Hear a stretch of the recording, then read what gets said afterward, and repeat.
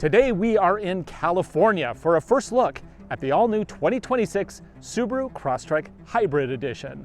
That's coming up right now on Driving Sports TV. Over the years, Subaru has made a number of Crosstrek hybrids. The first one I drove in Iceland back in 2013. Then there was the plug-in electric hybrid in 2019. The biggest issue with that one was the fact that the batteries were larger and they took up a lot of trunk space. Plus, it was monospec. You could only get it in one trim level. For 2026, we finally get the Crosstrek Hybrid we've been waiting for. Not only is it more efficient, it's also more powerful, and you don't compromise trunk space. Hallelujah! So did Subaru get it right this time? We're gonna dig in and take a look. Under the hood is a new 2.5-liter boxer engine. This power plant is designed around the Atkinson-Miller cycle for greater efficiency. The engine and transaxle are paired with an electric motor generator and an electric traction motor to boost efficiency, power, and economy. Combined system output is 194 horsepower, making this the most powerful Crosstrek ever. The electric motor alone can produce up to 119 horsepower and 199 pound-feet of torque, making this a lot torquier off the line.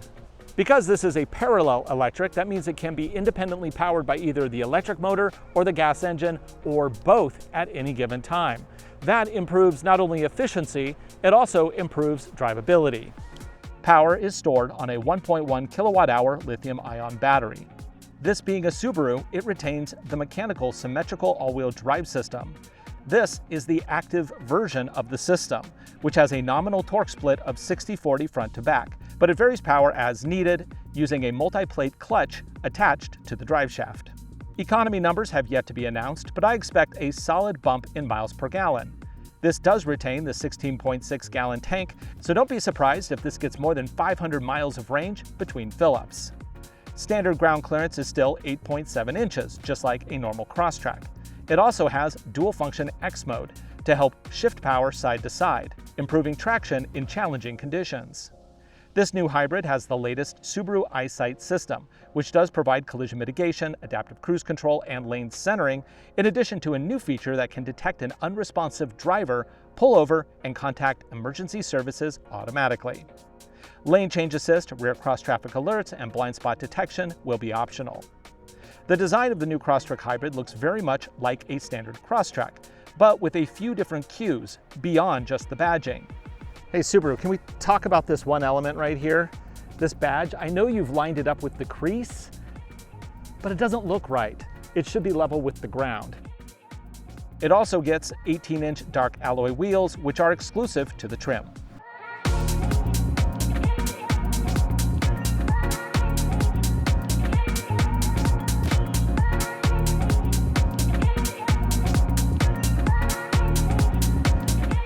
In the back, there is 18.6 cubic feet of storage with the seats up, and 54.7 cubic feet with all rows folded flat, which is identical to a standard Crosstrek. Battery down there. And here is the Fix-A-Flat kit. That is a mostly flat floor, for all intents and purposes. Second row. This is a small CUV. And I fit. I'm 6'1", legs and torso proportionate, and I got room to move here.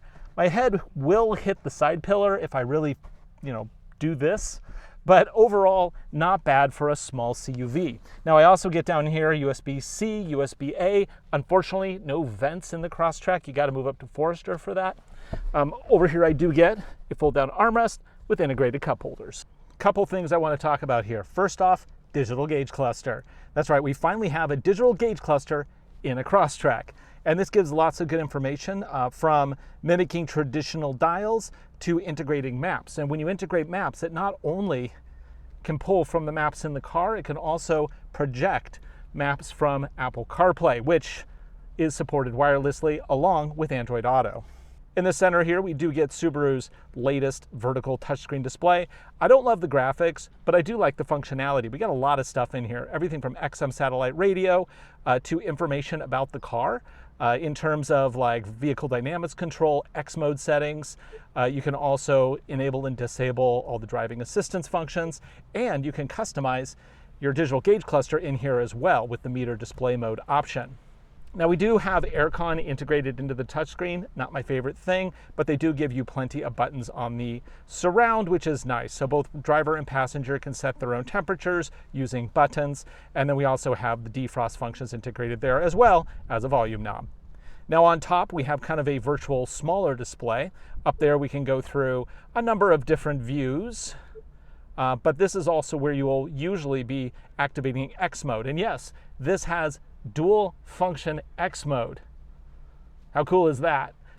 Down here, we do get a charging pad. This is the same charging pad setup that Subaru's been using. Below that, we have the gear selector. I like the surround with the contrast stitching. That's nice. Don't love the gloss black, but you know, it's kind of what they do. Like not just Subaru, it's other car makers as well. We do get a view button here. Holy moly, this has a surround view option. No way. Going to drive. Oh, look at that. We have a surround view in a Crosstrek. Finally. And then below that, we get a couple cup holders with a 12-volt socket. And then we also have seat warmers, which funny enough that they use switches down here instead of virtual keys up on the display. Most of the other Subarus that have seat warmers, it's virtual up here. On the left, we do get an EV mode button. If there's enough charge in the batteries, it'll let us go in EV only, but it's not really the point of this vehicle. This is really a just day-to-day hybrid. You're not going to be driving in full electric mode much, especially with that little 1.1 kilowatt hour battery back there. But you do get better efficiency, and more important, you get more power. Overall, this feels very much like the 2021 Crosstrek Sport that I own. My wife drives it, so you don't see it on the show all the time, but it's just way nicer.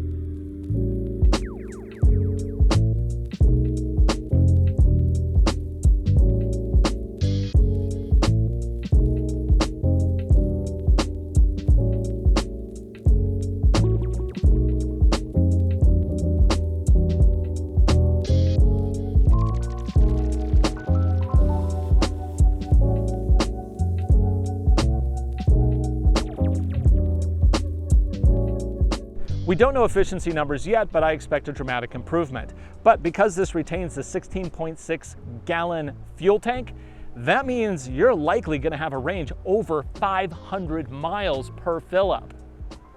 Yeah! The 2026 Subaru Crosstrek Hybrid will go on sale later this year, and it will be available in a number of different trims. So what do you think? Is this the CUV hybrid to get for 2026? Or were you waiting for something a little different? Post a comment below. Also be sure to subscribe to our channel because of course we will have a full off-road review of this in the near future. For Driving Sports TV, I'm Ryan Douthit. Thanks for watching. We'll see you again right here real soon.